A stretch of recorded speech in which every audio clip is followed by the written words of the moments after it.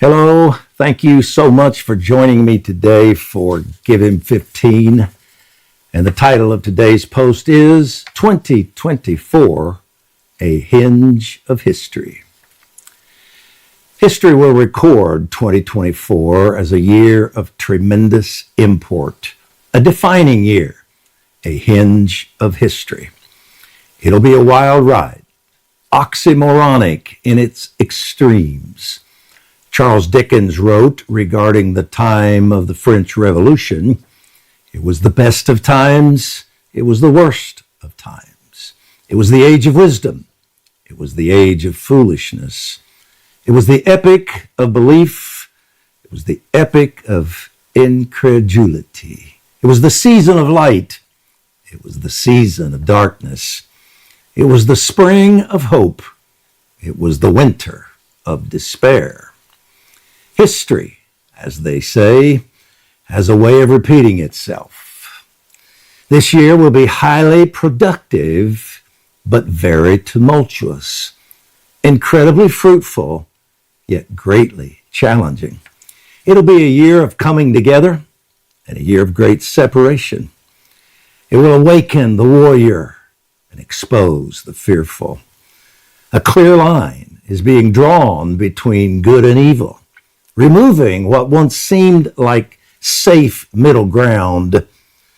Indifference and complacency, disguised in the intellectual robes of neutrality, will no longer be possible. Great unrest will continue and increase here in America and throughout the world. The dragon, the bear, and the lion, that would be Russia, China, Russia, and Iran, will continue their attempts to gain influence, seeing America's weakness under Biden as their opportunity. They realize this opportunity may not last long and will try to make the most of it. A weakened America means strengthened evil. Knowing that a continuation of Marxism, wokeism, open borders, a weak military and economy, great division, the destruction of the family unit, and a decay of morality weakens America, Satan and his allies will also attempt to influence America's 2024 elections. They fear Trump and will work to oppose him. But know that Satan's tactics, violence, and the unrest generated throughout the world will be met by Holy Spirit's greater power and the higher authority of God's kingdom on earth. Demonic opposition will transform into God's opportunities. Though Scripture tells us violence and unrest will not end until Christ returns, nevertheless, Yahweh's wisdom and power will make them serve His purposes. So much so that I believe this will begin one of Satan's greatest times of frustration in all of history. In 2024, some of God's judgments against His enemies will occur openly and be recognized as undeniably from Him. Like Pharaoh, who hardened his heart to the point of being irredeemable, many have done so today. God will make examples of some. Government shakeups will also continue throughout the world, as have occurred in Argentina and the Netherlands. But our prayers are prevailing.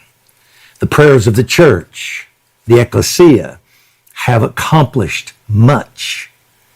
We have not been attempting to overcome God's reluctance, but have been laying hold of His willingness. We have engaged with heaven, and heaven is now engaged. What He needed from us, He has received, and we will receive from Him what we need. Light will now penetrate And the spirit of wisdom and revelation will be released to entire societies and cultures, resulting in radical change. God has used our prayers and declarations, releasing his voice into the earth, to rend the heavens and come down, Isaiah 64:1. The rending of the heavens allows God's light and truth to break through, producing revelation. The lifting of the veil spoken of in 2 Corinthians 4:3 and 4. This impacts not only individuals, but regions and nations. A fresh hunger and cry for God's presence will arise, and his presence will come. This will produce radical passion. Entire streams and movements will be impacted. The worship movement of the last 50 years will be renewed, going even deeper into his presence. Some that have drifted too far toward professionalism will receive a course correction. First love baptisms will cause them to trade polish and performance for presence. Times of waiting will outweigh time constraints and song lists. A true presence movement will begin. Churches and Christian organizations that have rejected elements of Holy Spirit's activities will receive revelation and understanding of him. As a result, they will invite Holy Spirit into their midst, and he will come. Many who have not been open to the supernatural will welcome it. Many who have not known his voice will cry out to hear it. Presence and power will manifest together, overcoming forms of godliness without power, absence of first love passion, and lukewarmness. Much of what was seen as order will be recognized as man's control and religious routine. Holy Spirit's fire will be sought and given, and the results will be explosive. Incredible miracles will invade the earth, accompanying the gospel, preaching of the word. Amazing signs and wonders will occur in schools, homes, businesses, churches, arenas, bars, hospitals, on campuses, in the streets. It was in Ephesus that God wrought special miracles. King James says extraordinary, special miracles by the hands of Paul. Acts 19:11. Yet this was also the church warned later against a form of godliness without power and rebuked for leaving their first love, as mentioned above, Ephesus. Passion, presence, and power go hand in hand. Passion attracts God's presence, which releases his power. Holy Spirit was challenging the ecclesia at Ephesus to do what was necessary for restoration. He is offering the same to many believers and churches in 2024. Noted Greek scholar Rick Renner says of Acts 19:11, God wrought special miracles by the hands of Paul. Wrought in this verse is from the Greek word poieto, which denotes creativity. Because the word poieto is used in this context, we know that the miracles taking place in Ephesus were miracles of a creative nature. In fact, this power was so out of the ordinary that the Bible describes it as special, which is a translation of the Greek word tukano. This Greek word means to hit upon, happen upon, or fall upon. It implies something unique that overtakes someone, or power that falls on someone as if to take him or her by surprise. Paul literally hit upon, happened upon, or fell into a level of power that was without equal in his experience. He found himself suddenly operating in a realm of miracles that was extraordinary, powerful beyond his wildest expectations. Of course, all miracles are uncommon, but there was something about these miracles in particular that transcended every miracle Paul had previously experienced during his ministry. Excuse me. From the usage of this Greek word tukano, it seems that Paul himself was surprised by the exceptional assortment of miracles that were occurring at his own hands. This is the level of power and miracles that I believe will begin in 2024.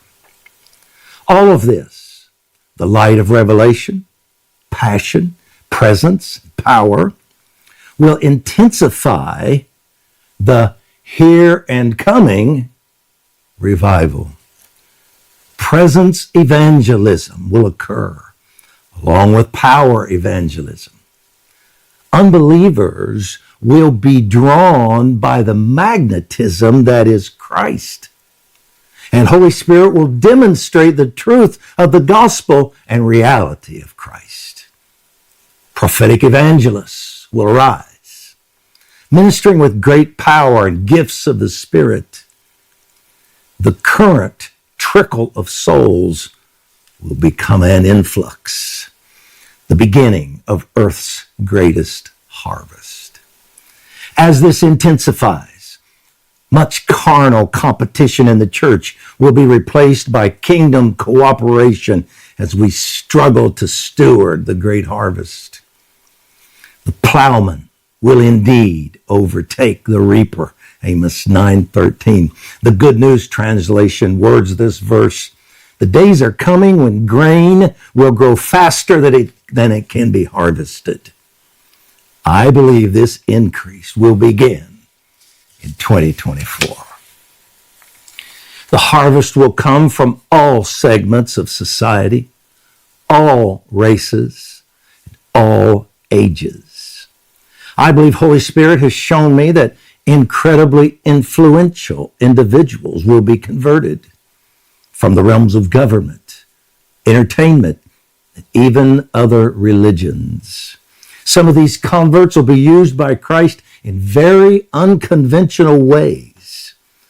Their genuine faith, yet shared in unusual and unreligious ways, will have unique impacts on areas of the culture.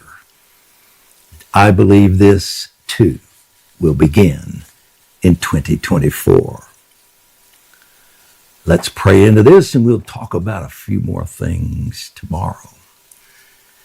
Father, you are all wise, all powerful, always good, and always right. You, Jesus, and Holy Spirit have been planning what is coming for a long time. And as this era grew closer, Holy Spirit worked what was necessary in many members of the church throughout the earth. They are now the willing army of Psalm 110, the ruling ecclesia of Matthew 16, and the church of Ephesians 3, through which you will make known your manifold wisdom to rulers and authorities in the spiritual realm.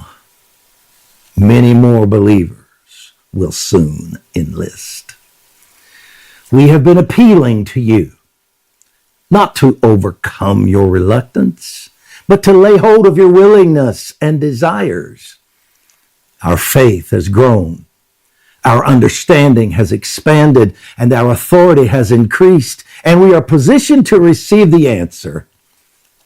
Bring the release of revelation, revival, power and triumph over evil you have spoken of in your word and through your prophets. Save millions, free entire nations, expose evil, and rout the dark forces. As we move into 2024, we do so without fear. We are ready for anything and equal to anything through you who infuse inner strength into us. Philippians 4:19 Amplified Bible, 4:13. What an incredible verse. Ready for anything. Lord, we say we are ready for anything and equal to anything through you who infuse inner strength into us. What a promise. More than conquerors through you. Our eyes are fixed on the author and finisher of our faith, and we are clothed in his armor. Give us your strategies for the coming season, and we will obey. And in Yeshua's name we pray. And our decree. We decree that in 2024, the ancient door through which the King of Glory enters will open wide. Amen. Fasten your seatbelts. And I'll be talking more about 2024 Thursday, and Friday as well. Thank you for joining me, and I hope to see you then. Let's do it again.